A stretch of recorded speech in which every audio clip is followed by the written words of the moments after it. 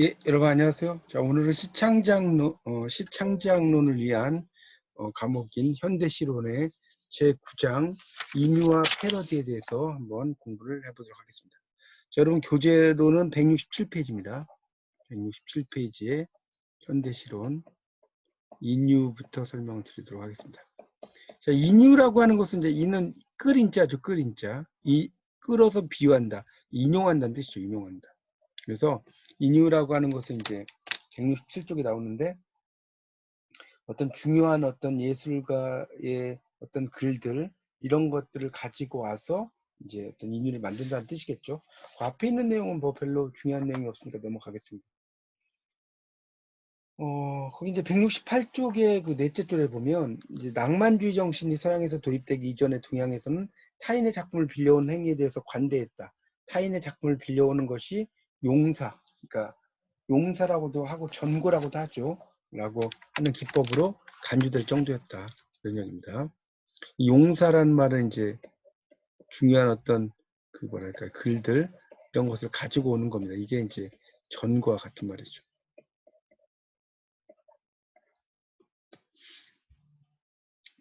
그 다음에 이제 인유의 개념과 사례에서는 168쪽에 시인이 작품을 창작하는데 전통적인 문학의 소재나 문체 양식 등을 빌려와서 자기 작품의 개성을 강화하려는 경우가 있다. 이것을 인유라고 한다고 나오죠. 그러니까 전통을 인용하면서 자기 작품의 개성을 확보한다는 면에서 아이러니의 전략이 사용된 기법이다라고 볼 수가 있습니다. 거기 그 서정지 춘향 유문이라고 하는 시가 있죠. 이 보면 안녕히 계세요 도련님. 지난 5월 단오날 처음 만나던 날 우리 둘이서 그늘 밑에 서 있던 그 무성하고 푸르던 나무같이 늘 안녕히 계세요.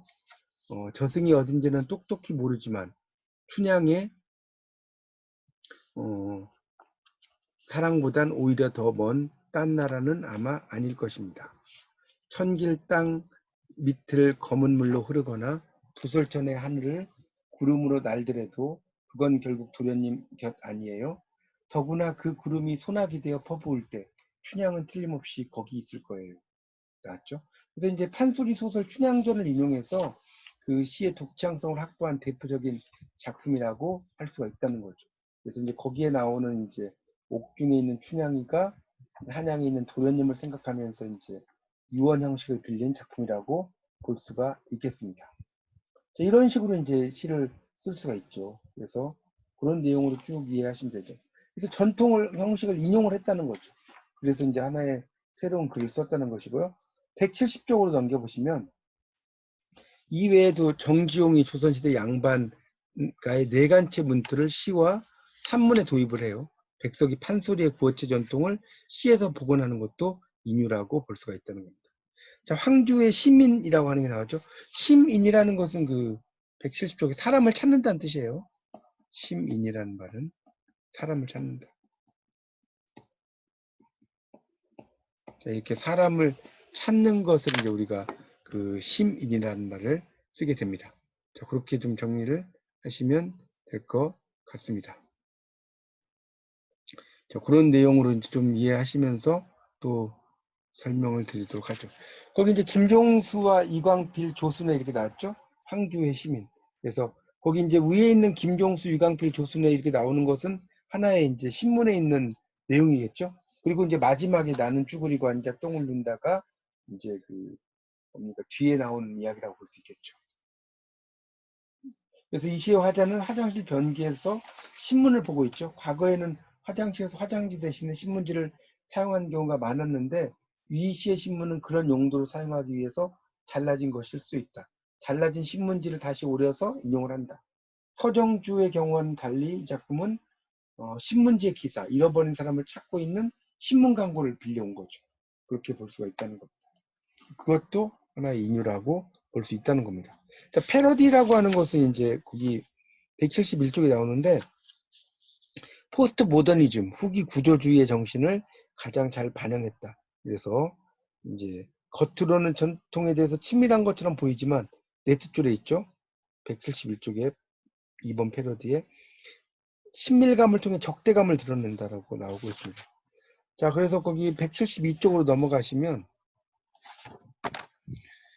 이 패러디의 어원은 이제 그 패러디아, 패러디오 두 가지가 있다. 전자는 다른 것에 비해 반대 입장을 담아 불려진 노래고, 후자는 모방하는 것 혹은 모방하는 가수를 의미한다.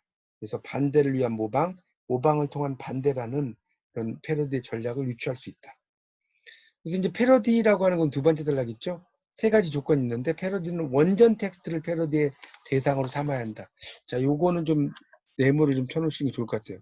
172쪽에 나오는 세 번째 단락 전체를 네모하고 별 붙여놓으세요. 여기 패러디의 범위는 이런 부분이 있죠. 그래서 이 패러디의 세 가지 조건에다 밑줄 치세요. 이게 뭐냐면, 먼저, 그러니까 이게 1번이죠. 1번. 동그라미 찍어 쓰세요. 패러디는 원전 텍스트를 패러디해야 한다. 둘째, 2번이죠. 패러디스트는 패러디의 의도나 목적을 가지고 대상을 모방하고 변형해야 된다. 셋째가 3번이죠. 패러디스트는 패러디 과정에서 처음에는 패러디의 의도와 목적을 겉으로 드러나지 않게 숨겨야 된다. 자, 그래서 이제 패러디 유형에는 상호 텍스트성을 통한 패러디가 있어요. 인터텍스츄얼리티라고 나오고 있죠. 그러니까 이 패러디라고 하는 것은 이제 서로 연관 관계를 따져서 한다는 거죠. 자, 173쪽에 보면 첫째 줄에 패러디는 독자에게 문학 텍스트에서 은폐되어 있는 상호 텍스트의 흔적을 복원해서 읽는 것을 권장한다 이렇게 나오고 있죠. 그래서 자족적이다. 스스로 만족한다는 뜻이죠. 거기 173쪽에 나오는 둘째 줄에 자족적. 이건 이제 발족도 되지만 이제 만족한다는 뜻이에요.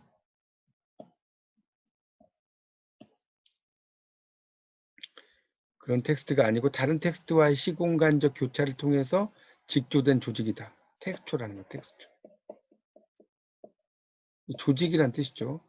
이 패러디는 창작을 통해서 상호 텍스트성을 실현하는 행위이기도 하지만 상호 텍스트의 관점에서 문학 텍스트를 비판적으로 읽어낼 수 있는 길을 줬다.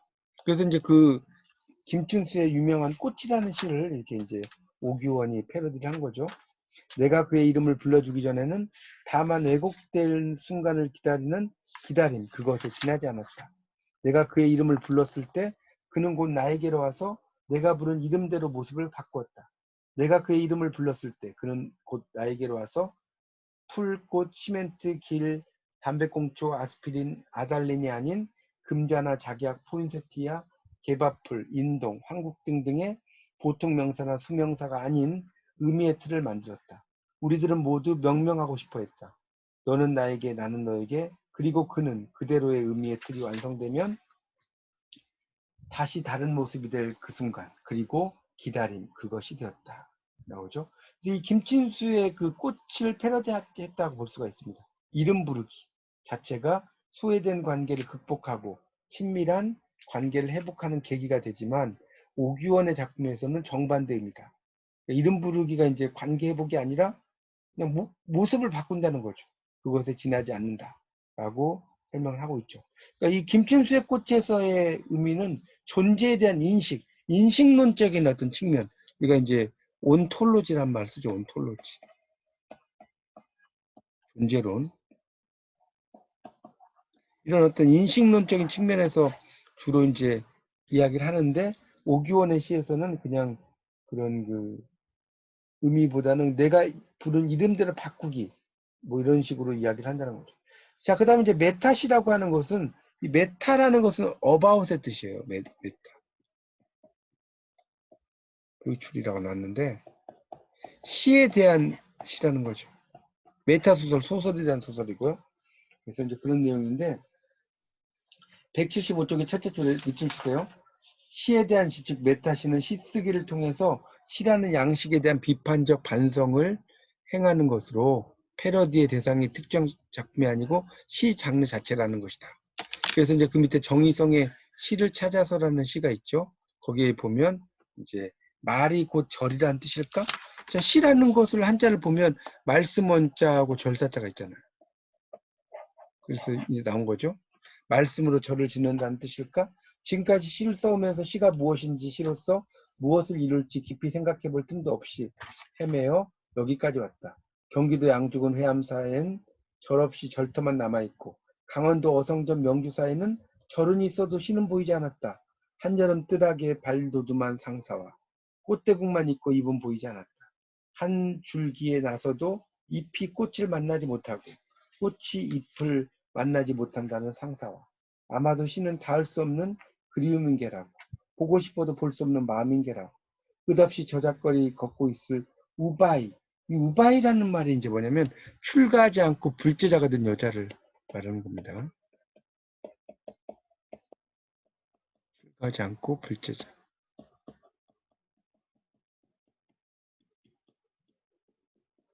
그 고운 사람을 생각했다. 그래서 시가 무엇인지에 대해서 생각하지 않았던 삶을 반성한다고 나오고 있죠. 쭉 설명을 하고 있습니다. 자, 패스티시. 이 패스티시는 짜깁기라고 볼 수가 있는데 176쪽이죠. 패러디는 본래 원전 텍스트에 대한 모방을 통해서 원전 텍스트를 비판하고 전복시킨다. 그러나 이러한 비판적 의도를 포함하지 않고 다양한 원전 텍스트에 대한 짜깁기에만 치우친 것을 패스티시, 혼성 모방이라고 한다는 거죠. 여기 나오는 이 패스티시라는 것은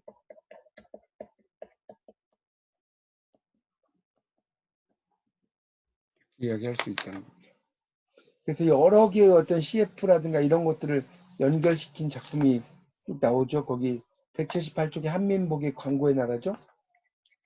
자, 178쪽에 밑에 보면 이 시는 상품 광고에 사용된 다양한 광고 언어들을 차용이라는 건 빌려 쓴다는 뜻이죠. 사용함으로써 시를 만들고 있다는 점이 특징이고요. 광고는 자본주의의 꽃이다. 그래서 우리들이 얼마나 많은 광고 언어로 둘러싸인 채 살아가고 있는지를 확인해 준다고 나오죠. 그런 내용이 나옵니다. 우리 삶 자체가 광고의 연속이죠. 네. 그래서 광고의 나라는 현실에서 실현될 수 없는 이야기로만 채워져 있다. 광고의 나라에서 행복과 희망이 강화될수록 삶은 절망이 꽃피는 장소로 추락한다.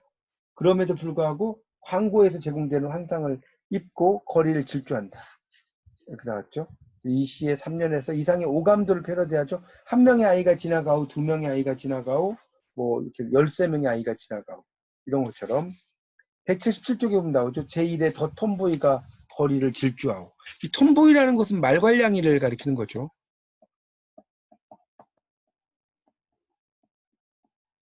이제 다른 말로 쉬루란 말도 써요. 쉬루. 말괄량이 길들이기라는 셰익스피어 작품이 있죠. 테이밍 오브 더 쉬루. 그거죠. 그래서 쭉 이야기가 되고요. 밑에 셋째 줄에 178쪽 화장품을 바르고 옷가지를 걸치고 거리를 질주하는 사람들에게 상품 광고는 환상을 부추기는 역할을 한다. 이상의 오감도는 다양한 언어들을 배열하기 위한 형식적인 틀로서 빌려 쓴 것이다. 오감도 자체에 대한 시인의 해석은 포함되어 있지 않고 패스티시는 다양한 원전 텍스트를 변형하거나 훼손하지 않고 그대로 가져와서 짜깁기 한다. 패러디는 원전 텍스트에 대한 모방에만 그치는 게 아니고 의도를 반영하는 과정 이런 것이 있다라고 설명을 하고 있습니다. 자, 이렇게 해서 이제 인유와 패러디에 대한 강의를 마쳤습니다. 여러분이 다시 한번 잘 본문의 내용을 읽어보시고 복습해 보시기 바랍니다. 감사합니다.